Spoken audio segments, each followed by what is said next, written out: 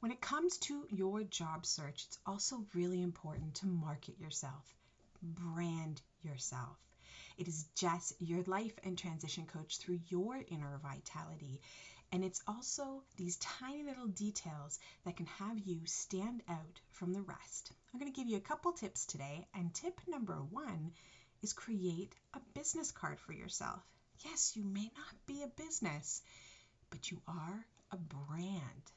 So, some of the things that you want to consider when it comes to creating your own business card is putting your information down there. So your name, email address, phone number, maybe an inspirational quote or a saying that people know you for, something to give and show your character.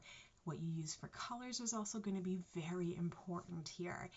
And then on the back, you can show a whole attribute of different things. Maybe it's an accomplishment or your experiences or what it is that you're looking for or a testimonial. Something there. Keep it simple, but at the same point, make it impactful. This could be a really great opportunity for you to have in your purse, your wallets, back pockets, whatever it is. And when you see the right person at the right time, you can give them their information. The idea is to create business cards and get them out. Get them onto coffee tables, to give them to your baristas, give them to businesses that you shop at, or making sure that they make it to people's desks. The idea is be creative and think outside the box and have a lasting impression, giving them something to think about when they're no longer with you. And I can guarantee you, them thinking of a business card, they'd be like, huh? Because it is different, and that's what you need to be doing right now. Different. The other tip number 2, is thank you cards. Now, yes, they could be physical thank you cards that you can give to your interviewer when they're at the end of your interview, which is super, super classy. Handwritten thank you, kind of thank you cards where you can then hand to them personally. Now, with a lot of the interviews actually being done virtually, you can also do virtual thank you cards. Another option could also be just a thank you email, thanking the recruiter or HR department that was able to set up the interview.